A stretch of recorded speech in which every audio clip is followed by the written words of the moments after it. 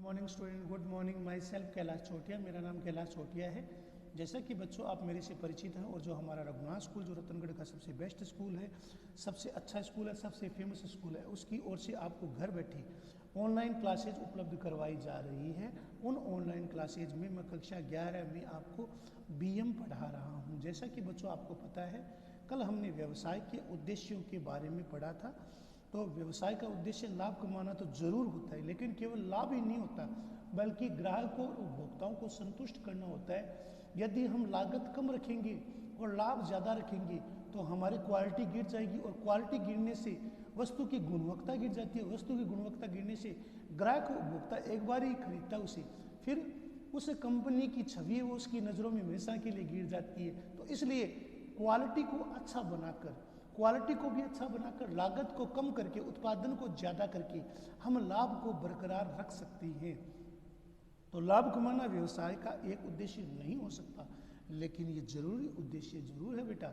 इसकी उपेक्षा भी नहीं हो सकती। बिना लाभ के कोई भी व्यवसाय व्यवसाय नहीं रहता, वो तो सेवा कहलाती है। हम कोई धर्मशाला खोल के थोड़ी बैठे हैं, हमें व्यवसाय लाभ कमाना है। हमारी लागत कम होगी तो अभी तो हमें मुनाफा होगा, जिसके अंतर्गत लागत से आगत ज़्यादा हो, लागत की बजाय आगत की अधिकता हो, उसे ही हम लाभ कहते हो। जिसमें लागत कम हो, आगत की अधिकता हो, जिसमें लागत कम लगे और आगत ज़्यादा हो, जहाँ पर लागत की संभावना थोड़ी कम हो और आगत या मुनाफा ज़्यादा हो, उसे हम लाभ कहते हैं। और बिना लाभ के, बिना कोई भी व्यवसाय वो लंबे समय तक नहीं टिक सकता। बिना लाभ के कोई भी व्यवसाय है वो लंबे समय तक प्रोग्रेस नहीं कर सकता, क्योंकि यदि व्यवसायी को भविष्य में कोई उद्योग धंधा, व्यापार, फैक्ट्री आदि और लगाना, तो वो लाभ के द्वारा संचित मुद्रा से वह क्या करेगा, उद्योग इकाई या फैक्ट्री लगा लेगा। यदि लाभ नहीं है तो व्यवसाय कभी सफल नहीं हो सकता। यदि लागत से आगत में कमी हो तो वो व्यवसाय सफल नहीं हो सकता, उस व्यवसाय को हम सफल नहीं कह सकते। तो प्रत्येक व्यवसाय का प्रयास क्या होता है कि कुछ भी उसे निवेश किया गया है उससे अधिक धन प्राप्त हुआ। मान लो हमने बाजार में 20 लाख की ज़मीन ली है, 20 लाख रुपए की दुकान बनाई है, 20 लाख का उसमें सामान डाला है, तो हमारा प्रयास ये हो कि सालाना हम कुछ मुनाफा कमाए, जभी तो हमारी जो 60 लाख की जो लागत है उसकी वसूली हो पाएगी। तो लागत से आगत का अधिक के ही लाभ कहलाता है। लाभ को विभिन्न कारणों से एक व्यवसाय के लिए जरूरी माना जाता है। बिना लाभ के कोई भी व्यवसाय नहीं चल सकता। तो लाभ को विभिन्न कारणों से व्यवसाय का आवश्यक अंग माना गया है। तो लाभ क्यों जरूरी है बेटा? सबसे पहला, ये व्यवसाय के लिए आय का स्रोत है। किसी भी व्यवसाय के लिए लाभ है उसकी आय का स्रोत है। व्यवसायी लाभ के द्वारा जो पैसा कमाता है वो उसकी आय है, वो उसका मुनाफा है, जिसका प्रयोग वह पूंजी विस्तार के लिए, अन्य उद्योग, कारखाने, फैक्ट्रियां लगाने के लिए करेगा। व्यवसाय के विस्तार के लिए भी आवश्यक वित्त का स्रोत है, वो क्या हो सकता है? व्यवसाय के लिए जो विस्तार के लिए जो वित्त का स्रोत है वो भी लाभ ही हो सकता है। तो व्यवसायी है वो भविष्य में व्यापार का विस्तार करना चाहता है, अन्य इकाइयाँ, उद्योग या फैक्ट्रियाँ लगाना चाहता है, तो अन्य इकाइयाँ, फैक्ट्रियाँ, उद्योग लगाने के लिए उसे पैसे या धन की आवश्यकता होती है। पैसा या धन है वो उसे लाभ के द्वारा मिलेगा। यह है व्यवसाय की कार्यकुशलता। यह व्यवसाय की कार्यकुशलता का द्योतक है। यदि लाभ हमने नहीं कमाया तो हमारा व्यवसाय वो कुशल नहीं है, पारंगत नहीं है। हमने यदि प्रॉफिटेबिलिटी नहीं कमाई है, यदि हमने व्यवसाय से लाभ नहीं कमाया है, तो हम कभी भी कुशल व्यवसायी नहीं बन पाएंगे। तो व्यवसाय की कुशल कार्यशैली का उद्योतक है वो व्यवसाय है। यह व्यवसाय तभी सफल माना जा सकता है जब उसमें प्रॉफिट हो, लाभ हो, मुनाफा। तो कुशल कार्यशैली का उदाहरण क्या हो सकता है? लाभ हो सकता है। तो व्यवसाय की कुशल कार्यशैली का उदाहरण है द्योतक, वो लाभ है। लाभ से ही व्यवसाय सफल माना जा सकता है, लाभ से ही व्यवसाय की सफलता का पैमाना आंका जा सकता है। ये और क्या है? ये व्यवसाय को समाज के लिए उपयोगी होने की स्वीकार्यता भी हो सकती है। ये व्यवसाय कितना सफल है, उसकी समाज में कितनी स्वीकार्यता है, उसकी प्रोडक्ट, उत्पाद या सेवा की समाज में कितनी मांग है, उसकी मांग की पूर्ति कितनी है, आपूर्ति कितनी है, लागत कितनी है, मुनाफा कितना है, तो समाज में उस व्यक्ति को स्वीकृति मिलती है जिसका लाभ ज़्यादा होता है। जो ज़्यादा पैसा कमाता, ज़्यादा प्रॉफिट कमाता, उससे उसकी समाज में स्वीकृति खूब बढ़ती है। यदि ग्राहक और उपभोक्ता संतुष्ट हैं और क्वालिटी उसने बरकरार रखी है और लाभ कमा रहा है, तो उससे व्यक्ति की समाज में प्रतिष्ठा, उसकी इज्जत, यदि वो अच्छी कंपनी है तो उसके शेयरों में बढ़ोतरी जरूर होगी, वह कंपनी है वो मुनाफा कमाने वाली कंपनियों में आ जाएगी। लाभ है, इसके अलावा लाभ किसी भी व्यावसायिक इकाई की, उद्योग की, फैक्ट्री की प्रतिष्ठा को, उसकी इज्जत को, उसके वैभव को, उसके गौरव को बढ़ाता है। यदि हमारी लागत कम है, हमने मुनाफा कमाया है और हमारी क्वालिटी अच्छी है और समय पर हमने आपूर्ति की है और ग्राहक और उपभोक्ता हमारे वस्तु से, उत्पाद से, सेवा से संतुष्ट हैं और हमने अपने अच्छे लाभ के द्वारा अपने व्यावसायिक घराने का नाम किया है, तो ऐसे व्यावसायिक इकाई को ऋण मिलने और उसकी प्रतिष्ठा में या उसकी साख में बढ़ोतरी होती है। और जब साख में बढ़ोतरी होती है तो बैंक से, कोऑपरेटिव सोसाइटी से, व्यावसायिक बैंकों से उसे ऋण मिलने में भी सुविधा होती है। तो यह एक व्यावसायिक इकाई की प्रतिष्ठा को बढ़ाता है, उस व्यावसायिक इकाई की प्रतिष्ठा को अभूतपूर्व रूप से उसमें बढ़ोतरी करता है। फिर भी अच्छे व्यवसाय के लिए केवल लाभ पर ध्यान देना, मैंने कहा कि लाभ जरूरी है लेकिन अंतिम नहीं है, लाभ ही केवल अंतिम नहीं है। हाँ, लागत कम हो और लागत की कमी हो और आगत की अधिकता हो तो लाभ हो, लेकिन लाभ का मतलब ये नहीं कि दुगुना, तुगुना, 4 गुना, 5 गुना, 10 गुना लाभ कमाने की लालच में हम लागत को कम कर दे, घटिया क्वालिटी, घटिया प्रोडक्ट, घटिया सेवा प्रदान करनी शुरू कर दे। तो एक बार जब कंपनी की रेपुटेशन डाउन हो जाती है तो बेटा वो कभी उठ नहीं पाती, तो दूसरे उद्देश्यों को भुला देना बहुत खतरनाक हो सकता है। इसलिए जो प्रबंधक होते हैं उनका उद्देश्य क्या होता है? प्रबंधक का उद्देश्य अपने ग्राहकों के प्रति, तो अपने ग्राहकों, अपने शेयरधारकों, अपने ग्राहकों, शेयरधारकों, इसके अतिरिक्त अपने कर्मचारियों,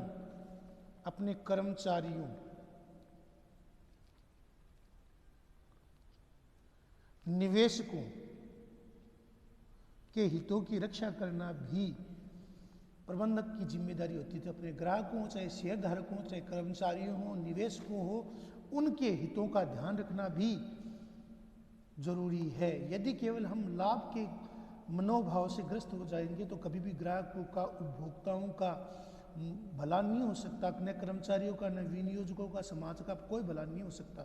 तो लाभ कमाने के लिए समाज के विभिन्न वर्गों का शोषण भी कर सकते हैं। इसका नतीजा क्या होता है कि जो प्रभावित लोग हैं उस व्यावसायिक इकाई के साथ असहयोग करते हैं, न तो ग्राहक संतुष्ट होता है, न विनियोजक, न शेयरधारक, न कर्मचारी, न शेयर होल्डर उससे क्या करता है, उस व्यावसायिक इकाई, उस फर्म से, उस उद्योग से, उस फैक्ट्री से उसका सहयोग नहीं करते। उसकी कंपनी की वैल्यू, मार्केट कैप घट जाती है और जब मार्केट कैप घट जाती है तो शेयर गिरने शुरू हो जाते हैं। उस शेयर गिरने से क्या होता है कि ग्राहकों का, शेयरधारकों का नुकसान होता है और उस कंपनी की प्रतिष्ठा, उसकी वैल्यू है वो डाउन होती है।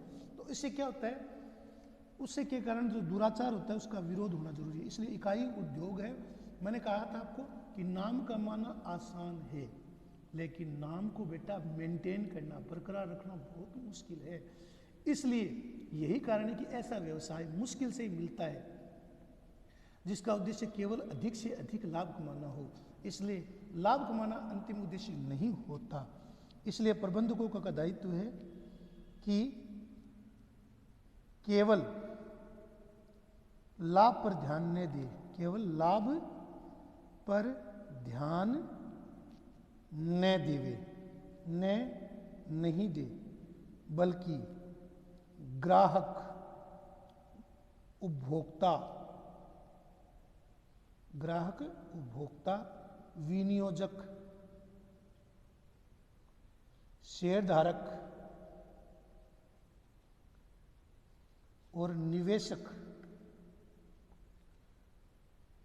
उनके हितों को भी पूरा करे। तो प्रबंधकों का उद्देश्य केवल लाभ पर ध्यान देना नहीं है। ऐसे हमने बहुत उद्योग इकाइयाँ, फैक्ट्रियाँ देखी जो बंद हो गई।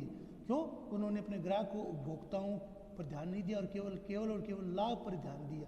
वर्तमान में ऐसे उद्योग और इकाइयाँ ही टिक पा रही है जिन्होंने केवल लाभ पर महत्व नहीं दिया, जो केवल लाभ पर ही जोर नहीं देते। तो ऐसा व्यवसाय मुश्किल से ही चल पाता है जिसका उद्देश्य केवल और केवल लाभ कमाना होता है। लाभ कमाने के अलावा जो हमारे शेयर होल्डर हैं, ग्राहक है, उपभोक्ता है, वस्तु सेवा उत्पाद को क्रय करने वाले लोग हैं, विनियोजक हैं, शेयर धारक है, शेयर होल्डर हैं, ऐसे लोगों के हितों का भी हमें ध्यान रखना चाहिए। तो व्यवसाय के बहुमुखी उद्देश्य क्या क्या हो सकती हैं? केवल उद्देश्य उद्यम के लाभ में लगातार वृद्धि समाज को उपयोगी सेवाएं प्रदान करती है। वास्तव में उद्देश्य हर क्षेत्र में वांछनीय, जो प्रत्येक क्षेत्र में व्यवसाय को जीवित रखता है और समृद्धि को प्रभावित कर। यदि किसी व्यवसाय को आवश्यक तथा लक्ष्य में संतुलन रखना है तो उसे बहुमुखी, अनेक, बहुमाने बहुत से उसके क्षेत्र होने चाहिए, बहुमुखी उद्देश्य होना चाहिए। उसका केवल उद्देश्य एक लक्ष्य नहीं होना चाहिए, केवल लाभ कमाना उसके उद्देश्य नहीं होना चाहिए। तो केवल प्रत्येक क्षेत्र में विशिष्ट और व्यवसाय के अनुरूप होना चाहिए। तो केवल एक लक्ष्य को सामने रखकर महारत हासिल नहीं की जा सकती। उदाहरण के लिए विक्रय मात्रा का निर्धारण होना चाहिए, जो पूंजी एकत्रित करनी है उसका अनुमान होना चाहिए और उत्पाद की इकाइयों का लक्ष्य भी निर्धारित होना चाहिए। तो पूंजी एकत्रित करना और उसका अनुमान होना चाहिए और उत्पाद की इकाइयों का लक्ष्य भी निर्धारित होना चाहिए।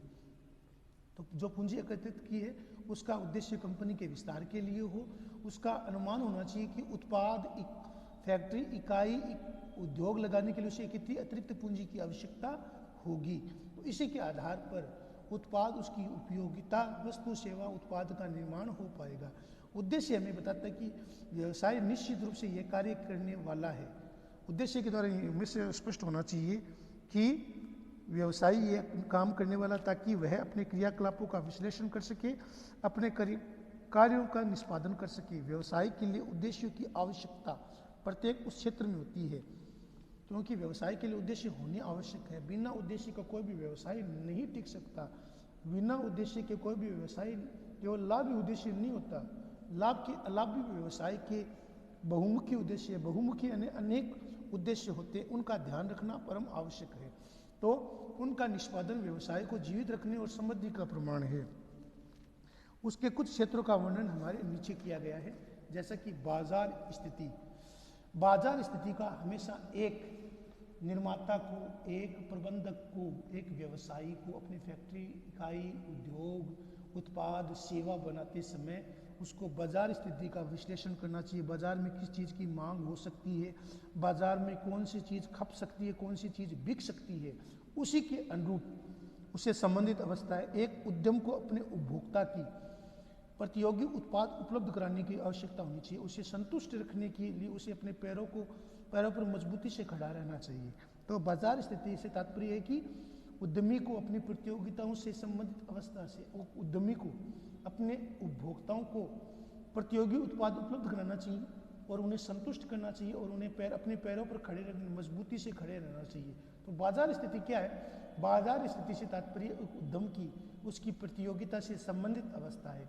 एक उद्यम को अपने ग्राहकों को प्रतिस्पर्धी उत्पाद, सेवा, वस्तु उपलब्ध करवानी चाहिए और उन्हें संतुष्ट करना चाहिए। उन्हें संतुष्ट रखने के लिए अपने पैरों पर मजबूती से खड़े रखना चाहिए। तो बाजार स्थिति का तात्पर्य क्या है कि एक प्रबंधक को, एक व्यवसायी को बाजार में किस चीज़ की मांग हो सकती है, उपभोक्ता क्या चीज़ मांग सकता है, उपभोक्ता कौन सी चीज़, वस्तु, उत्पाद की, सेवा की मांग कर सकता है, उसी अनुरूप वस्तु, सेवा या उत्पाद का निर्माण करना चाहिए। उपभोक्ता को प्रतिस्पर्धी युग में कम मूल्य पर वस्तु उपलब्ध करानी चाहिए। लाभ का अनुपात चाहे कम हो, लेकिन कम कीमत पर उसे वस्तु को उपलब्ध कराना चाहिए, जिससे कि उपभोक्ता उस वस्तु, सेवा, उत्पाद को खरीद सके। और खरीदना ही जरूरी नहीं है, बल्कि उपभोक्ता या ग्राहक को अंतिम रूप से संतुष्ट करना भी आवश्यक है। तो संतुष्ट रखने के लिए उसे अपने पैरों पर खड़े, मजबूती से खड़े रखना आवश्यक है। नव परिवर्तन का अर्थ क्या है? नई नई विधि, नए प्रयोग, नई सेवा, नए उत्पाद, नवाचार, नया व्यवहार, वैज्ञानिक विधा, वैज्ञानिक सोच, नए उत्पाद बनाना, नई सोच लाना, नई कंप्यूटर टेक्नोलॉजी, इंफॉर्मेशन टेक्नोलॉजी का प्रयोग करके नए उत्पाद, नई सेवा, नई वस्तु, नई सोच, नई विधा, नए प्रयोग करना, नव प्रवर्तन का अर्थ नवाचार, नए विचार, नए आचरण, नई सोच लाना। तो तात्पर्य क्या है? नए विचारों का समावेश करना, जिस विधि से काम कर रहे हैं उस विधि को छोड़ना और नवीनता लाना, नवीनता के प्रयोग लाना, नवीनता को व्यवसाय में शामिल करना, नए नए प्रयोग के द्वारा नवीनता को उजागर करना, नई विधि, नवाचार, नई सोच, नई तकनीक लाई जानी चाहिए। उत्पाद और सेवा में नव परिवर्तन होना चाहिए। उत्पाद और सेवा में नव परिवर्तन का तात्पर्य है कि उत्पाद और सेवा के निर्माण में नई सोच, नई तकनीक, नई विधा, नए प्रोडक्ट, नई सेवा का सृजन होना चाहिए। उपभोक्ता की आवश्यकता को संतुष्ट करके नई नई वस्तुओं का सृजन किया जाए। उनकी पूर्ति में निपुणता और सक्रियता में नव परिवर्तन की आवश्यकता होती है। कोई भी व्यवसाय बिना तकनीकी आधुनिक प्रतियोगिता के सफल नहीं रह सकता। बिना कोई भी नया उद्योग, नया व्यवसाय जो वर्तमान में है वो नव परिवर्तन के बिना नहीं रह सकता। तो नव परिवर्तन,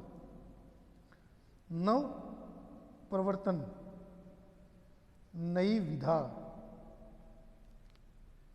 सोच, नई सोच, तकनीक, प्रौद्योगिकी आदि को बढ़ावा दिया जाना चाहिए। नव परिवर्तन का अर्थ नई विधा, नई सोच, नई तकनीक, नई प्रौद्योगिकी को बढ़ावा दिया जाना चाहिए। कोई भी व्यवसाय आधुनिक युग में, प्रतियोगिता का जो युग है आपको पता है, तो नव परिवर्तन के बिना तो कोई उद्योग व्यवसाय सफल हो ही नहीं सकता।